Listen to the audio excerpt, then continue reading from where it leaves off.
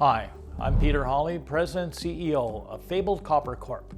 And today I would like to tell you about our latest press release where we disclose the results from our 2021 surface sampling of the Magnum deposit, where we sampled 27.2% copper. This is the next set of results of the 2021 surface field work on our Muskwa Copper Project, comprised of the Toro Property and the Toro Property in northern British Columbia. The company also holds rights to the Bronson Property. A total of 19 specific areas were mapped and prospected during the 2021 field season. And we started the new year by reporting our findings on the Lady Luck occurrence in the south end of the property, followed by the Mac, the 8A, Harris, the 2A and 2B, the Creek, Kieran South, Belcher Creek, the Magnum drone survey, and now the Magnum mine copper deposit. As you can see, mineralization at the Magnum deposit consists of varying proportions of anchorite, quartz, chalcopyrite, and pyrite, in partly replaced remnants of sedimentary host rocks. To date, a total of 10 veins have been identified, varying in width from less than 3 feet, that's 0.9 meters, and up to 25 feet in width, that's 7.6 meters, showing continuity on strike and at depth, and the main developed veins are nearly vertical, as you can see. The main haulage way at 5,200 foot level and the remaining adits into the Magnum vein were inspected. The blocked entrances of 6 adits and 1 opening, could be a caved-in adit, were located, and 20 various samples were taken of the exposed Magnum vein over a vertical altitude of 332 meters.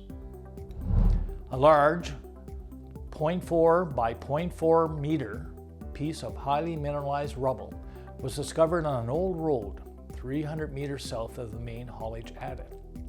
Sample D723266 of this rubble contained 90% chalcopyrite, 3% bornite, and cobalt bloom, and returned an impressive assay of 27.2% copper.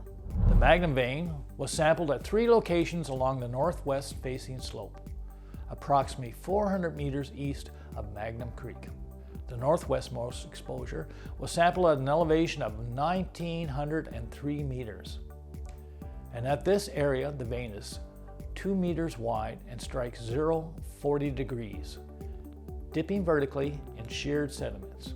A 2.3 meter section containing 2 meters of vein samples D723373 to sample 375 and 0.3 meters of footwall sediment averaged 6.43% copper. The 2 meter section of the vein alone, without the lower grade footwall section of sediments, contained a copper average of 7.38% copper. And this includes sample 374, which assayed 17.75% copper over 0.70 meters. High-grade grab sample D723377 of the vein, collected 1 meter to the north, contained 95% massive chalcopyrite and assayed an impressive 25.1% copper and 11.9 grams per ton silver. Further along, 500 to 530 meters along strike to the southwest, between the 2 5,900 foot adits, 2 exposures were sampled. The 2 exposures strike 0-40 degrees and dip 85 degrees vertically, and are located 30 meters apart at elevations of 1,866 meters and 1,834 meters. In the north, the vein is 1 to 1.3 meters in width and contains 1 to 3% chalcopyrite, with the hanging wall being comprised of sediments and quartz carbonate stringers.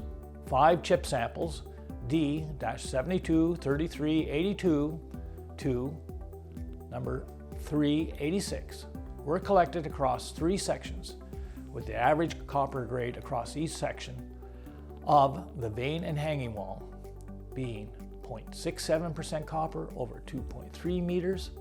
That samples D-72, 33, 85, and 386, and 0.34% copper over 2.10 meters. That samples D-72, 33, 83, and samples 384, and just the vein sampled of 0.31% copper over 1 meter. Samples 72, 33, 82. 30 meters further along, on strike and to the southwest, at an elevation of 1,834 meters, two sections of the vein and surrounding stringer zones were chip sampled. D-72, 33, 87, and 389 to 392.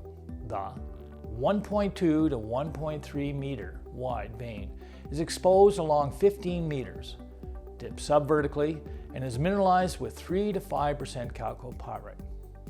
The northern 1.6 meter wide section was sampled by samples D-72, 33, 87, and 389.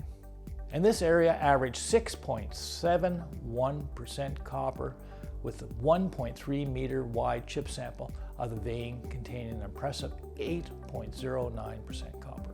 The southern 2.3 meter wide section samples number D-72, 390 to 392 averages 2.5% copper with the 1.2 meter wide vein assaying 4.37% copper.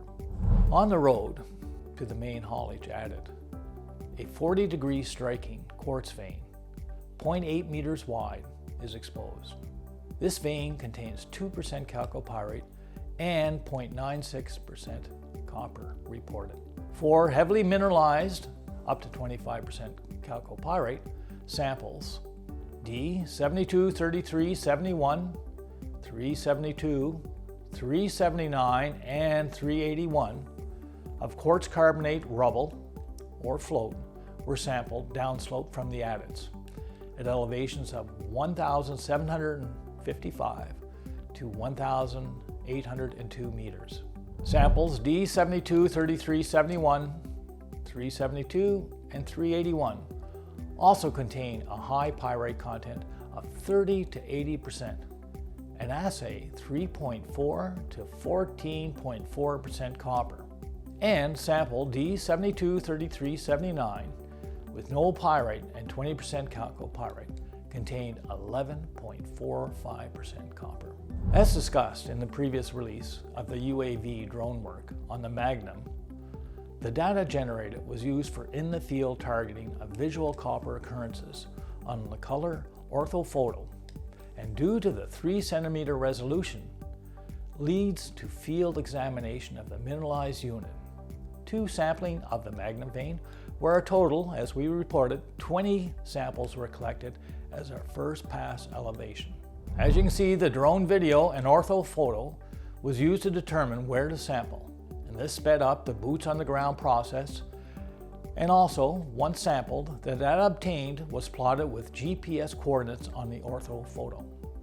In addition to the on-site ground photographs of sample locations and the copper assay values, these were not only plotted on the orthophoto, but geotagged with all relevant information and incorporated into a KMZ format to be used with general global positioning systems, GPS, such as Google Earth.